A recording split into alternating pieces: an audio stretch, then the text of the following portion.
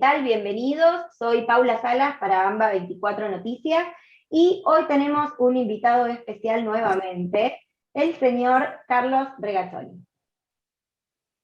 ¿Cómo estás, Carlos? Bienvenido. Hola, ¿qué tal? Mucho gusto, para encantado. Bueno, Carlos, lo que te quiero consultar, digamos, como primera pregunta es lo siguiente. Todos te conocen desde cuando llegaste a la función pública, ¿sí? Todos conocen Carlos, digamos, el doctor, desde la parte de la función pública. Piensa la gente, o la mayoría de la gente, que naciste con saco y corbata en la función, ¿verdad? Pero pocos conocen el trabajo detrás para llegar hasta ese lugar. Nos gustaría que nos cuentes un poco ese recorrido, ¿sí? Si sos tan amable. Sintéticamente, yo nací en la ciudad de Buenos Aires, pero después, de muy chiquito, a los 2 años, ya nos fuimos a vivir a Longchamps, a Bursaco primero y después a Longchamps, que es de donde es mi familia, y ahí me crié. Y sí, la familia de mi abuela es una familia muy acomodada, fundadores de Almirante Brown, pero después ellos digamos, bajó mucho su nivel social, se empobrecieron. Y bueno, a mi papá la tuvo que remar, digamos, con mamá y nosotros chiquititos. Siempre lo digo, yo viví en calle de tierra prácticamente toda mi infancia, hasta que me casé, viví en calle de tierra. Y de chiquito hasta salí a vender querosena a caballo con papá. Pero siempre una familia muy por el arte, muy culta, digamos, mucho las historias, los gauchos. Ese fue mi entorno de chiquito, los caballos, los gauchos de Longchamps y más al sur, ¿no? San Vicente, esas recorridas con papá. Y siempre me inculcaron mucho el tema del estudio. Y la verdad que siempre estudiamos mucho con mi hermano. Después se fue agrandando mi familia, somos 7 hermanos, de mamá somos 4. Estudié en Temperley y bueno, terminé recibiéndome de médico, estudiando en el viaje, viajando en el tren, el colectivo, tenía 2 horas de ida y 2 horas de vuelta en la facultad. ¿Cómo eran Este, esos viajes? ¿Cómo era llegar a la capital para estudiar? y bueno, fue una sensación de bastante independencia cuando yo pude empezar a ir a la capital solo. Antes iba a ver a mis abuelos que vivían en Villa del Parque, también una familia muy modesta de Villa del Parque, pero muy organizada, ¿no? La familia de mi mamá. Y cada vez que yo venía a la capital era todo un mundo, pero solamente conocía Villa del Parque, Monte Castro, por ejemplo, nunca había ido al centro, así que para mí era una maravilla. La primera vez que fui a la Avenida Corrientes no lo podía creer, ¿no? El Obelisco, me pareció increíble. Y cuando empecé a estudiar fue un momento de donde sentí que tenía el mundo a mis pies, de alguna manera, cuando empecé a estudiar la facultad. Pero era bastante sacrificado, porque siempre fui muy metódico, ¿no? La cantidad de horas de lectura. Y me acuerdo, aprendí a dormir parado en el tren, el viaje de Longchamps, excursión, bueno, a estudiar de todas las formas que se te ocurra, digamos, porque trataba siempre de sacar 4 o 5 horas de lectura diaria, con lo cual hasta paraba el reloj cuando descansaba, para no quitar eso. Muchas horas en la biblioteca, en la facultad, muchas horas, cuando te digo, a Eso me veces estaba así. interesa, porque la gente piensa, digamos, uno te ve hoy, pero digamos, todo lo que lograste fue producto del trabajo y del esfuerzo tuyo y de tu familia que te apoyó para poder hacerlo. Entonces, hoy por hoy, digamos, uno te ve y te ve en cierto espacio, pero me interesa rescatar todo eso, ¿no? O sea, el esfuerzo, los viajes en tren, el estudiar en la biblioteca, porque por ahí no sé si podías o no comprar los libros. Entonces, bueno. Ahí tengo varias anécdotas. Por ejemplo, mira, para primer año de medicina yo necesitaba un libro de química. Y ese libro de química me lo regaló un amigo rico que tenía en esa época, el Gordo Vázquez, nunca me voy a olvidar. Y un día me dice, Carlos Tano, que venía, me acompañó, fuimos juntos a la librería del Ateneo, sobre Florida, y me dijo, elegí el que quieras. Y yo no lo podía creer, dije, Gordo, dejate hinchar, me vas a regalar el libro de química. Y sí, no, y me regaló el libro de química, y me lo dedicó, y todo lo tengo todavía, el Harper. Y después los libros de anatomía, papá se los cambió por un cuadro a un vendedor de libros, una persona que andaba vendiendo libros, y entonces le dio unos que tenían roto el lomo. Los tengo todavía, los de tú. Entonces, pues, para mí el compromiso de leerlos era triple, ¿entiendes? Porque sentía que esos libros habían costado un montón de plata. Y yo tenía todos los libros, ¿no? Entonces, mi orgullo era no leer del apunte, sino leer del libro. Claro. Y bueno, eso tomé muchas horas. Maravilloso. Carlos, ¿cómo fue criarse en un ambiente, digamos, vos me lo mencionabas antes, de puro arte? Porque todos sabemos quién fue tu padre. Claro, papá a los 30 o sea, papá primero tuvo, nosotros éramos chiquitos y él empieza a ir a la Escuela de Bellas Artes. Entonces en casa, él además vendía querosén y vendía lubricantes. Y teníamos un reparto de querosén en la puerta de casa, en la calle Ferrando, en Longchamps. Y esto te digo, era el 73, 73, 74, yo era muy chiquito. Y 1973, 1974, últimos días de Perón.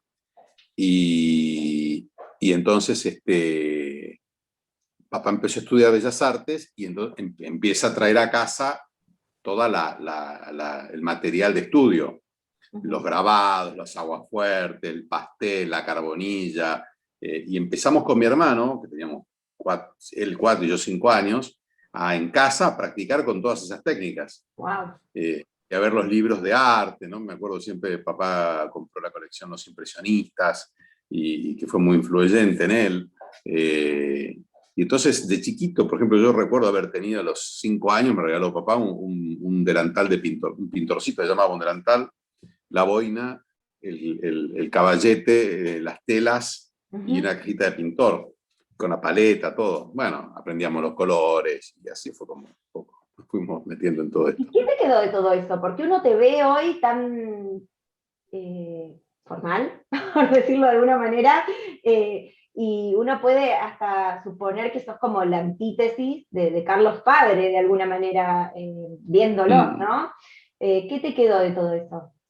Bueno, mi otro hermano es coronel del ejército, así que imagínate que un poco ¡Wow! ya. Pero, ¡Qué contrapunto! claro, pero por ejemplo, él canta ópera y es un gran cantante de ópera y es un fanático de la música.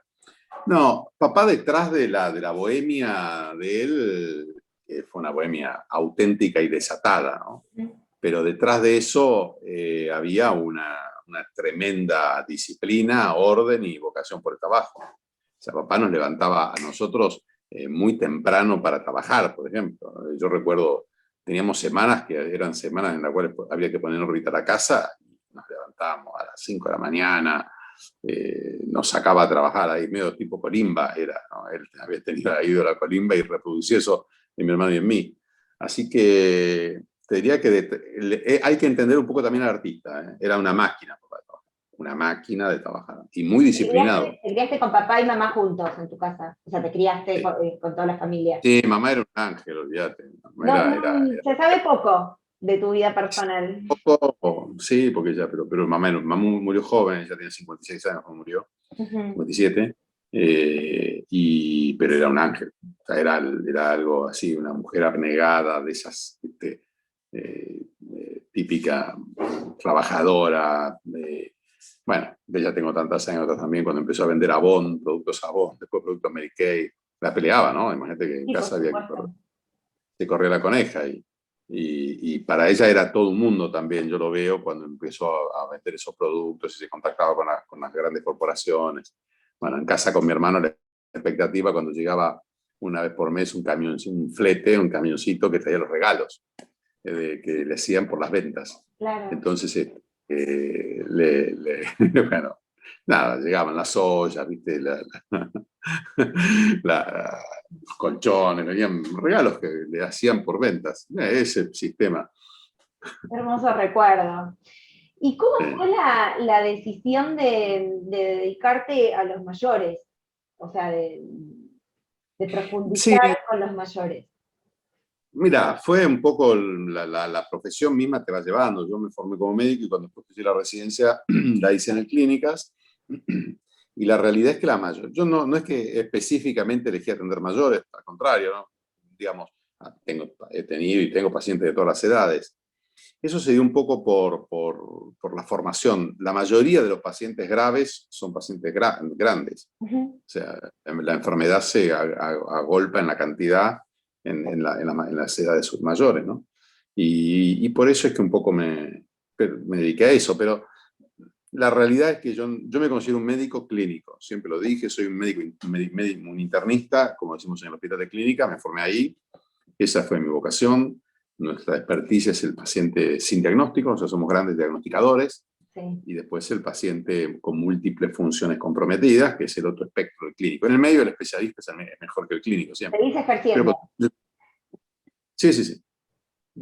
Sí, ahora no voy al hospital, Ah, pero ok. bueno, porque la política un poco me alejó del hospital, porque si no, siempre es muy conflictivo el hospital público, pero me fascina el hospital público, lo he estudiado, la organización hospitalaria, mucho, y cuando estuve en el PAMI, intenté mejorar todo lo que pude los hospitales del PAMI y tratar de generar sistema ahí, ¿no? Porque para mí creo mucho en eso, es una institución central de la civilización contemporánea, los hospitales.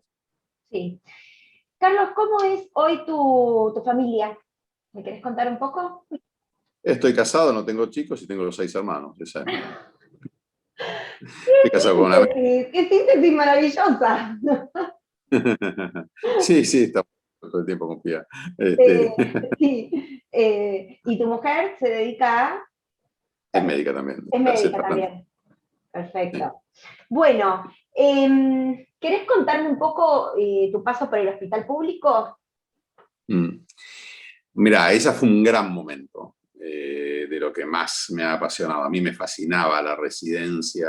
Yo estaba en La Gloria, ¿no? Ahí en el hospital de clínica, es un hospital enorme, con muchos pacientes, con mucha tecnología, con grandes problemas y muy conflictivo. O sea, ahí también aprendí lo amargo de la Argentina, ¿no? Tuve la suerte de recibir el último coletazo de los grandes maestros de la medicina. O sea, yo tuve clase con Gian Antonio antes de que muriera, el maestro de la pediatría, con Purucúa, el gran maestro de la clínica, también poco antes de que muera. Conocí el último año de Braun Menéndez en fisiología, tuve clase con De Roberti, que fue el gran prócer de la histología en Argentina, con Estopani, el gran químico en la facultad, discípulo de Leluar y compañero de trabajo de Leluar. O sea, tuve suerte de una recorrida con algunos de los grandes maestros de la medicina antes de que caiga en la situación que está ahora, ¿no? que es catastrófica. Y el hospital, bueno, tuve también a grandes jefes de sala y también lo vi cómo se iba muriendo el hospital, o sea, cómo iba entrando en una decadencia que es extraordinaria. Hoy en día los hospitales públicos de Argentina no son ni la sombra de lo que fueron, ¿no? Ni hablar los hospitales de escuela. Podemos hacer un parangón con la educación pública también, ¿no? Me Sí. parece que vos te educaste en un ámbito de educación pública y te formaste también laboralmente ahí. Digo, ¿qué, digamos, qué Y se puede, digamos, hacer con eso? bueno, ahí está el desafío, pero lo que no se puede negar es la decadencia. Y yo estoy muy en contra de aquellos que se autoengañan, hablando de, o sea, sacan a relucir orgullos de la situación actual cuando la situación actual no es ni remotamente lo que fue, y se escudan en rankings internacionales para creer que son los mejores, que somos los mejores. Y eso nos quita energía, porque cuando vos te enorgulleces en donde estás, se te va el hambre por ir a donde no estás. Y el secreto de los países es querer ir a donde no están, o sea, querer avanzar y querer crecer. Y los argentinos tenemos una autocomplacencia. Para nosotros somos los mejores del mundo en todo. Yo cada vez que escucho la palabra mejor del mundo o peor del mundo, me genera urticaria, porque el mundo es tan grande y hay tantas cosas. O sea, hay tantos que están peor que nosotros y tantos que están mejor que nosotros en cada área, ¿no? No somos los mejores del mundo en el fútbol, tampoco somos los peores del mundo en disciplina social, no somos los mejores del mundo en medicina, tampoco somos los peores del mundo en derechos, qué sé yo. O sea, no estamos ni en un extremo ni en el otro, ¿no? El mundo es muy grande. Lo que sí creo es que nos está faltando un poco querer más, o sea, la ambición colectiva, ¿no? La ambición pública, la ambición social, la ambición de querer salir de donde estamos. Y Salir eso del es una forma... conformismo. Hay un gran, paradójicamente, en un país que se la pasa pataleando y la gente protestamos por todo, somos impresionantemente conformistas. Nos instalamos Y en la muy... forma en el espacio de confort, en la zona de confort y no, o sea, no Sí. queremos más y eso me parece que es terrible. Sí, y eso explica no asumir sacrificios colectivos que deberíamos asumir. También ahí la demagogia hace un enorme daño. El pueblo se sacrifica. Pará un momento, el pueblo está viviendo mal, la gente estamos viviendo muy mal. Estamos viviendo muy por debajo de como deberíamos, y como podríamos con el país que tenemos y con la historia que tenemos y la tradición y lo que llegó a ser la Argentina. Argentina fue el país número 12 del mundo, era la mitad del Producto Bruto de toda América Latina. Con los libros de los argentinos se estudiaba toda América Latina. Bueno, eso no es más, no ocurre más. Somos el país número 82, o sea, tenemos un Producto Bruto Interno per cápita muy malo. Tuvimos 2 premios Nobel de la Paz. O sea, Y en medicina también. Ama, Esquivel, además de 3 premios Nobel de Medicina, ¿no? Usay, Mamá trabajaba en ese momento en el CONICET y tuvo el placer de conocerlos a todos. Vos me mencionabas los docentes que, digamos, que pudiste vivenciar, y bueno, yo recordaba justo a mi madre con todas las anécdotas y las cosas que me contaba de aquel momento, ¿no? Sí, en todo era así. O sea, vos vas por Almirante Brown y por la zona sur en general, Lomas de Zamora, hoy en día mucho todo destruido con esa mala arquitectura que están poniendo, con esos edificios horribles que rompen todo. Y yo siempre digo, con la cantidad de territorio, de terreno que hay, cómo ir a construir otro lugar y tener que destruir los barrios tan señeros, ¿no?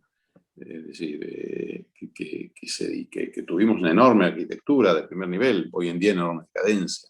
Bueno, Caballito ¿No? está pasando también. Bueno, por supuesto, lo mismo pasa en la ciudad de Buenos Aires. De Caballito y sí, o sea, las torres y todo lo que están, digamos, construyendo, no solo rompe el paisaje, digamos, el diseño urbano, sino que aparte empeora todo lo que tiene que ver con, bueno, con densidad poblacional, con agua, con Claro, y sin ningún eléctricos. criterio. Eso, sin ningún criterio, no hay ningún criterio estético, ni ningún criterio arquitectónico. No sé.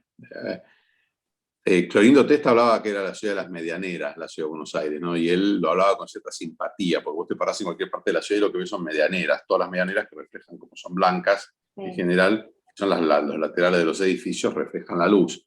La verdad que es un horror. Bueno, pero tuvimos una construcción que fuimos así, éramos apodados como la Petita Europa. Entonces digo, sí. Es una pena visualizar la decadencia en ese grado, ¿no? Por llamarlo de alguna manera. Y es que el paisaje nos muestra eso. Entonces, frente a esta realidad, vuelvo a la idea inicial, tenemos que ambicionar ir allá donde no estamos. Es decir, que Argentina está todo por hacer. Ya está todo por hacer. ¿Cuál es con 60% de pobres. Perdón, te interrumpí. No, con un país con 50% de pobres, imagínate si no está todo por hacer. No, la pregunta es cuáles son tus planes, digamos, para estar cerca de la gente, para seguir cerca de la gente y para seguir ayudando a construir esta mejor Argentina. Yo tengo una tremenda vocación pública, es decir, el momento más feliz mío fue cuando tuve que administrar cosas públicas, porque es una enorme cantidad de creatividad que puedes desplegar. Además manejas muchas cosas a la vez, las crisis públicas, la administración como disciplina, como ciencia que me fascina, el contacto con la gente, los resultados concretos. O sea, yo aprendí mucho en los diferentes cargos que tuve y siempre lo hice con enorme pasión. Así que mi vocación es trabajar en lo público y hacer política, o sea, tratar de crecer políticamente. Un espacio donde discutamos ideas organizacionales, porque el gran secreto de todo es organizarse. O sea, los países primero se organizan y después crecen, no crecen y después se organizan. O sea, no podés conseguir bienes colectivos sin organizar la colectividad, digamos, el colectivo. Y somos un país desorganizado. Así que yo creo mucho en la organización pública, en el diseño de organizaciones, en la creación de las instituciones, en la mejora institucional. Es la única herramienta que permite canalizar la energía que existe. O sea, somos 45 millones de personas que estamos rebotando uno contra el otro y no logramos los bienes públicos que hacen falta por problemas de organizarnos. la corrupción es también un problema de organización. Solo la organización resuelve la corrupción. No lo resuelve la moral, porque no hay forma de moralizar a 45 millones de personas con el mismo canon moral. Ningún país lo ha podido hacer. Han sido experimentos que duran muy poco tiempo y son malísimos, además, porque cuando vos querés uniformar, entonces eso se logra con organización social. Y ahí está el gran desafío. ¿Y cuáles son tus planes en lo inmediato, digamos, en el mediano plazo? Bueno, ahora tenemos elecciones. Uh-huh. A mí me gustaría, o sea, voy a ver si existe la posibilidad de sumar de las elecciones. Se verá dónde. Hay experiencias que ya tuve y que no me parece que sea sano repetirlas, porque uno tiene que ir creciendo. O sea, yo estoy en la etapa de la vida en la cual hay que crecer, pero mi idea es trabajar, ayudar y se verá. Todavía no quiero hablar de cargos porque sé que es un momento muy sensible del país y decir que quiero ser diputado, que quiero ser esto, que quiero ser lo otro, me parece que no va a sumar porque la gente está muy dolida. Pero podemos decir que reafirmas tu compromiso de seguir trabajando para y por la gente. Sí, yo nací para esto. Desde el primer día que tengo uso de razón, que hice algo, siempre vibré con el Estado y nunca me identifiqué con nada que no fuese mi país y mi Estado. O sea, para mí la bandera fue siempre sagrada, el himno nacional, vibro con eso, la historia argentina me fascina, me indigna la injusticia y siento que puedo hacer algo para resolverla. Así que, digamos, ahí no me va a ganar nadie. Nunca me vi haciendo algo distinto. Cuando estudié medicina, cuando estudié lo que estudié, la cantidad de cosas que estudié, de idiomas, de esto, del otro, siempre pensé trabajando para el país y desde un rol institucional. O sea, yo quiero tener un rol institucional, no hay otra. Y lo voy a hacer, digamos, porque digamos, para eso estoy en el mundo. Así que si no lo hago, no estaría cumpliendo con lo que quiero. No, acá no. Y ya también pasó la etapa de la colimba, digamos, de aprenderlo. O sea, tuve muchos años, aprendí mucho con Mauricio, con Horacio, con Eugenia. Bueno, ahora es tiempo de las promociones, digamos, de que uno empieza a dar más. Un rol más protagónico, porque además he hecho muchísimo, digamos, no es que no. O sea, fui candidato a intendente 2 veces, organicé elecciones. El ministro del PAMI, que es un monstruo, lo hice con total integridad y con profesionalismo, y mucho de lo que hice han sido un beneficio para siempre para el PAMI, y lo más importante es que tengo reconocimiento de la gente. Después la política siempre es batalla, te sacan de acá, te ponen allá, pero en educación lo mismo. Hice la primera escuela bilingüe argentino-mandarín, castellano-mandarín, la hicimos nosotros, con Esteban Bullrich, en su momento el Ministerio de Educación, y sacamos un montón de granujas, ladrones que habían dando vueltas, tanto en el Ministerio de Desarrollo Social, como después en Educación, como después en el PAMI. Digamos, traté de sanear un poco y de mejorar organizacionalmente, porque yo no creo en el paladín de la justicia. O sea, el paladín de la justicia es una parte importante del armado, pero no puede ser el eje de lo que hagas.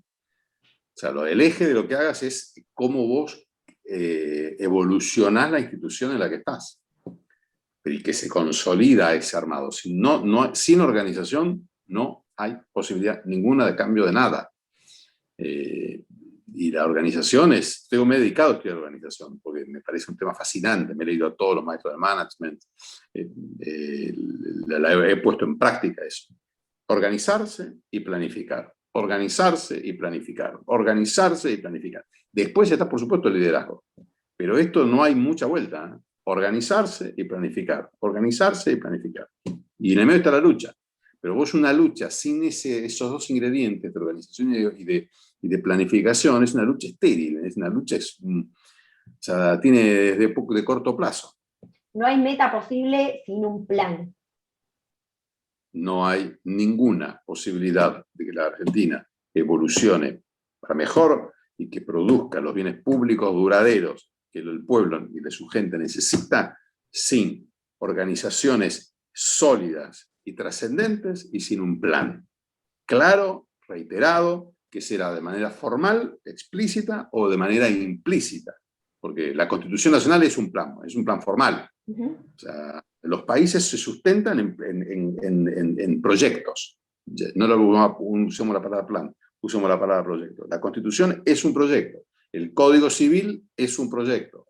El Código Contravencional es un proyecto.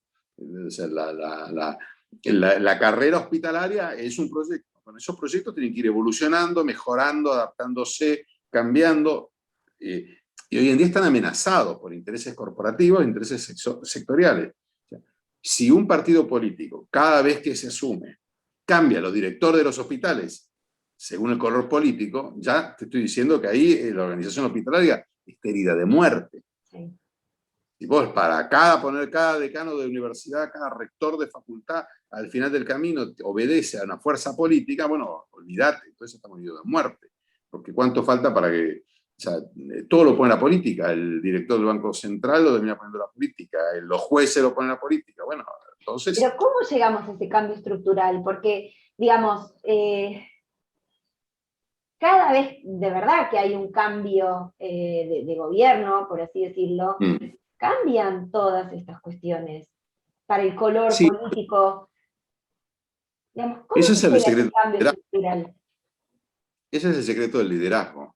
Yo lo que he observado es que la mayoría de las veces la cabeza no tiene las ideas claras. Tiene ideas, pero no probadas, no testeadas, no ensayadas. Entonces, la realidad es que asumen las magistraturas, son diputados nacionales, son senadores, presidentes, ministros, y la realidad es que no hubo la concepción realmente de las carpetas de un proyecto y las ideas clave de un proyecto. Y hay proyectos que son demasiado simplistas, o sea, que ni siquiera agotan la totalidad del proyecto. La gente dice, yo soy peronista, entonces, ¡pum! Bueno, son populistas, pero no es peronismo eso, no es el proyecto peronista que Perón hizo, que pensó, demás. Lo mismo el liberal, agarra y dice, yo soy libre mercado, bueno, mira, tampoco eso es el proyecto complejo y polifacético que tienen los países que han llevado adelante una economía de mercado sólida. Porque esos proyectos han sido muy complejos, ¿entiendes? Muy complejos. O sea, vos para tener la economía de mercado de Inglaterra, bueno, también tenés que tener el sistema judicial de Inglaterra. Entiendo igual que se quedan en el continente y no en el contenido de las definiciones, me refiero, ¿no? Se quedan en 2 o 3 grandes latiguillos demagógicos. Hay que liberar el precio de esto, hay que liberar el comercio, por ejemplo. ¿No? Bueno, pero vos para hacer eso tenés que tener el Departamento de Justicia de Estados Unidos, la Policía de Estados Unidos, el FBI en Estados Unidos, haber sufrido las crisis de Estados Unidos, que fueron de una corrupción feroz. O sea, o Al Capone se piensa la gente que era una excepción. Y lo mismo pasa con Gran Bretaña, para tomar 2. ¿A cuál vas a ver? ¿A Francia? Bueno, primero Francia, mirá lo que fue la administración pública francesa, la reforma que hizo De Gaulle, y lo que fueron las empresas francesas. Lo mismo con España, lo mismo con Italia, lo mismo con China, lo mismo con Japón. Ahora hablan de Corea. ¿Sí? ¿Viajaste a Corea? ¿Viste cómo fue Corea? O sea, en Corea tuvo una revolución dramática de sus... O sea, pensá que Corea paseaban desnudos por la calle en jaula a los nobles en el año 1970. Una revolución. Y hoy en día en Corea hubo una institución. Vos vas por la avenida principal de Seúl y el monumento es el monumento al alfabeto. La estatua del rey Sejong, y el rey Sejong, que fue el gran fundador de Corea, digamos, en el año 1500 y pico, abajo tiene el museo del alfabeto. Y están los chicos aprendiendo cómo fue que ellos cambiaron del alfabeto chino al alfabeto coreano. El alfabeto chino es por ideogramas, el alfabeto coreano son letras, son fonemas, digamos, cada letra, y tienen 27 letras, creo. Y eso fue la gran revolución. Y toda la saga es cómo se enseñó con ese alfabeto, cómo se logró alfabetizar al pueblo. Y Corea fue uno de los pueblos más masivamente alfabetizados de la historia. El desafío, Carlos, es poder aplicar, digamos, todos estos cambios de mejoramiento, tanto del país en general como de las instituciones como del país, sin o con el menor sufrimiento, digamos, de la gente. Me refiero en cuanto a hambre, pobreza, desocupación. Claro, pero eso también, es decir, la persona, yo te digo que fui pobre, digamos, mucho Sí. tiempo. No, o sea, sé lo que es tener que ir a comprar fiado y que el almacenero no te quiera vender, o que tu mamá te vaya a cocinar arroz porque no había otra cosa para comer, Ujú. ¿entiendes? No tuve Coca-Cola durante años en mi casa, ni Coca-Cola, ni jugo de naranja, así que no me lo tienen que contar. Vos el sacrificio lo vas a tener que hacer. El punto es que si el sacrificio lo haces dentro de una organización, por eso yo siempre hago de la lealtad organizacional un culto, tu sacrificio se multiplica. Si vos no lo haces así, tu sacrificio no sirve de nada. Totalmente de Eso es acuerdo. sufrir. Le dice Albert Camus, dice, cualquier sufrimiento es poco si al final del camino está la victoria. O sea, si vos vas a ganar, la realidad es que sos capaz de cualquier cosa en el medio. Ahora, cualquier sufrimiento, por ínfimo que sea, es insoportable si lo que hay del otro lado es la desesperanza total. O sea, no hay ni alegría posible, ¿entienden? Si vos sabés que vas a perder, se acabaron los banquetes, digamos, nada es divertido. Si vos Me sabés que hiciste vas a ganar, emocionar. nada es demasiado triste. Carlos, muchísimas gracias. No, por favor, justo mío.